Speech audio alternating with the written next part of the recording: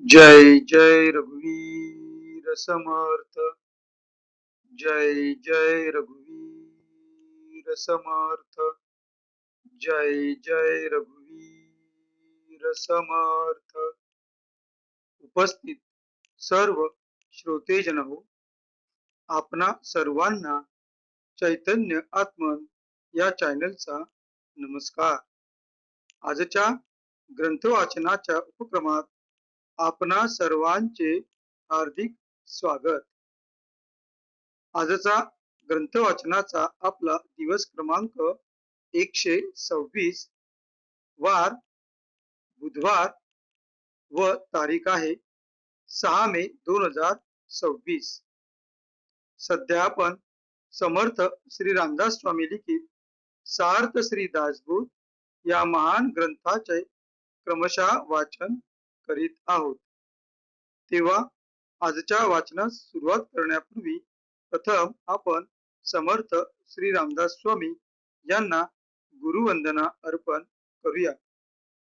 गुरुर ब्रह्मा गुरुर विष्णू गुरुर्देवो महेश्वरः गुरुर साक्षात परब्रह्म तस्मै श्री गुरवे नमः। तस्मै श्री गुरवे नमः। तस्मै श्री गुरवे नमः। जय जय रघुवीर समर्थ। आता आपण सार्थ श्री दासबोध या ग्रंथाच्या श्रवणाच्या फलश्रुतीचे वाचन करूया। या फलश्रुतीची महती समर्थ श्री रामदास स्वामी यांनी त्यांच्या सार्थ श्री दासबोध या ग्रंथातील प्रथम दशकातील प्रथम समासात वर्णिलेली आहे। तेव्हा या फलश्रुतीचे आपण वाचन करूया।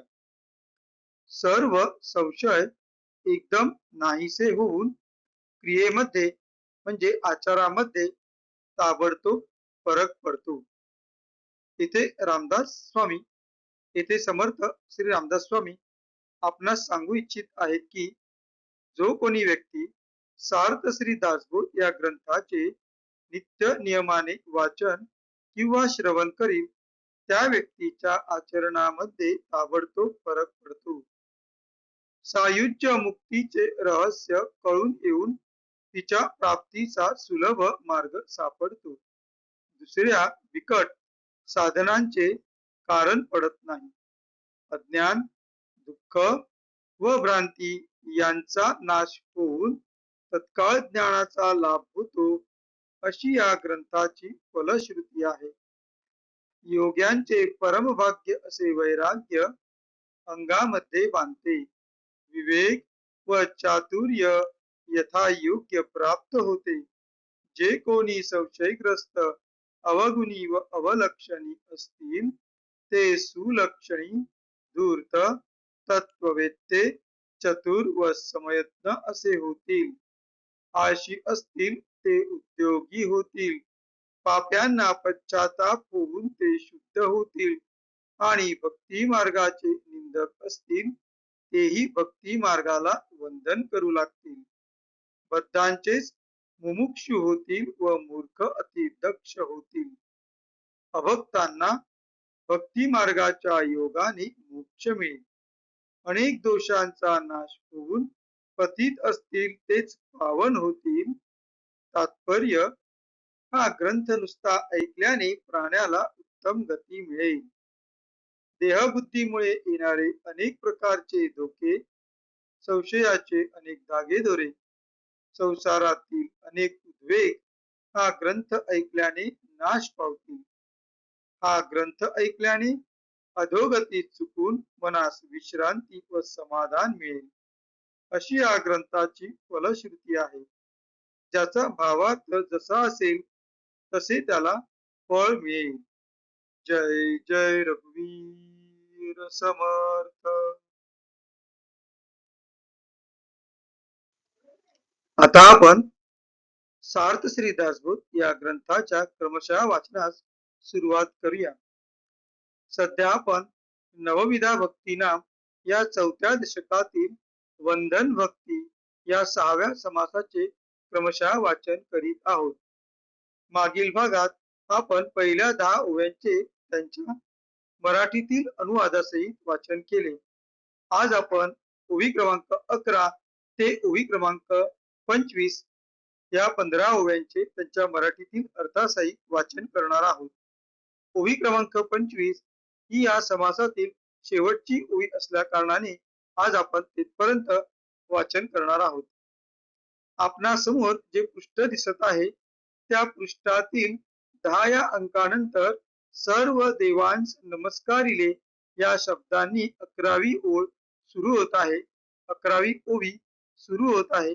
तर तेथूनच आपण आजच्या ग्रंथ वाचनास सुरुवात करूया. सर्व देवांस नमस्कारिले ते एका भगवंतास पावले, ए धरती एक वचन बोलिले आहे ते ऐका. याला आधारित श्लोक समर्थ श्री रामदास स्वामी आपल्याला सांगतायत. आकाशात पतितम तोयम यथा गच्छति सागरम, सर्व देव नमस्कार केशवम प्रति गच्छति.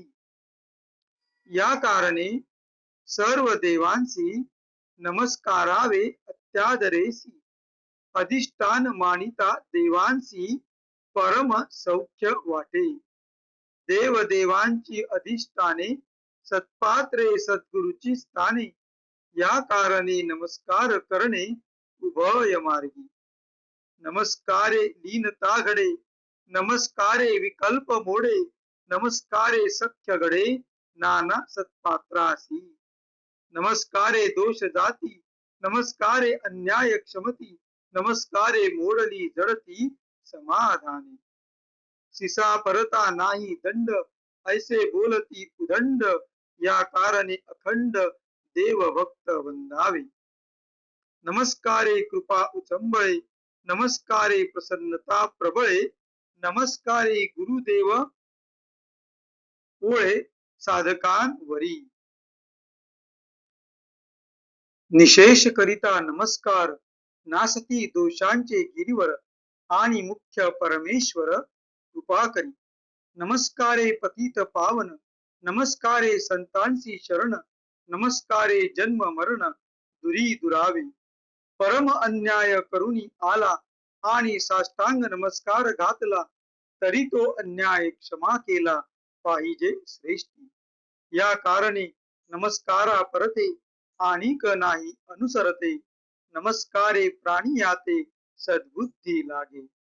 नमस्कारास वेचावे न लगे, नमस्कारास कष्टावे न लगे, नमस्कारास काहीच न लगे उपकरण सामग्री.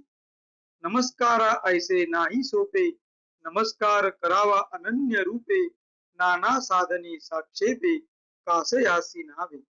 साधक भावे नमस्कार घाली, त्याची चिंता साधूस लागली, सुगम पंथे नेऊन घाली जेथील तेथे. या कारणे नमस्कार श्रेष्ठ, नमस्कारे ओळती वरिष्ठ, येथे सांगितले स्पष्ट 6वी भक्ती.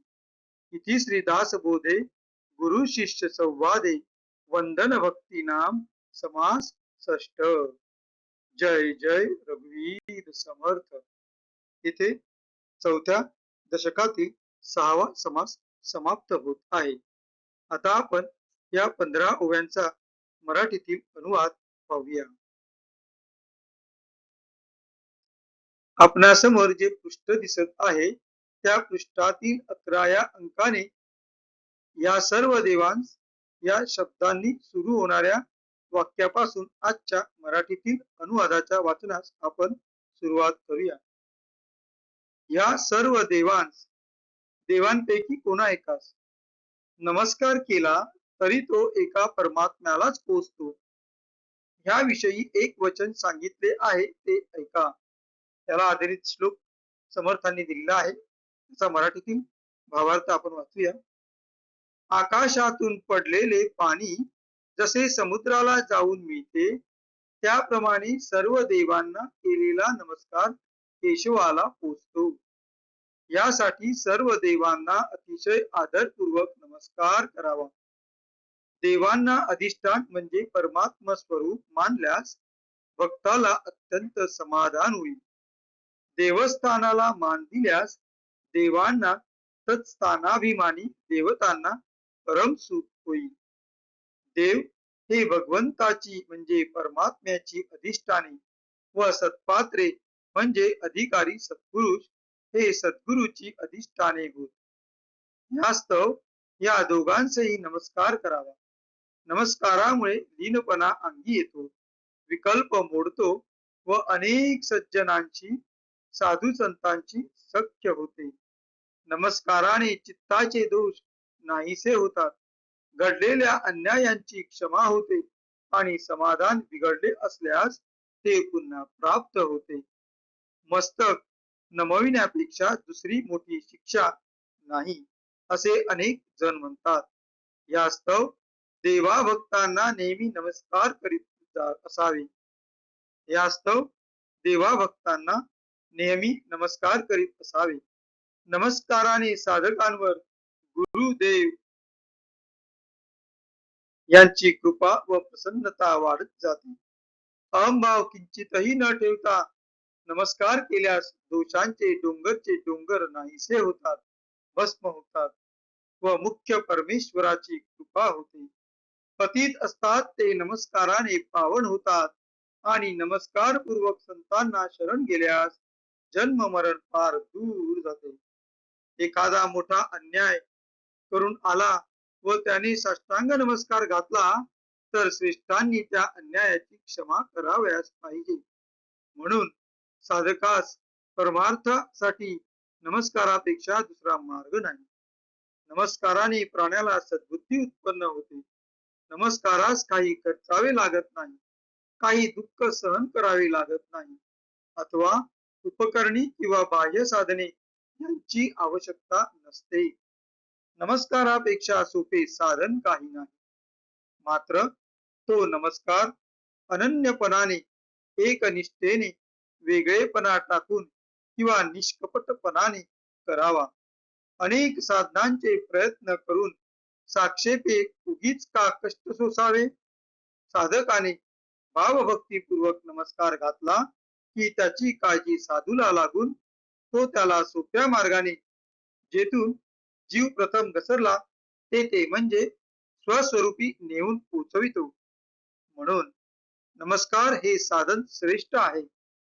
त्या योगाने थोर थोरांची कृपा होते, श्रेष्ठ प्रसन्न होतात. अशी ही सहावी भक्ती या ठिकाणी स्पष्ट करून सांगितली आहे. या ठिकाणी 4थ्या दशकातील 6व्या समासाची समाप्ती झालेली आहे. जय जय रघुवीर समर्थ. आता आपण कृतज्ञतापूर्वक समर्थ श्री रामदास स्वामी यांना वंदन करून आजच्या या ग्रंथ वाचनाच्या भागाची सांगता करूया.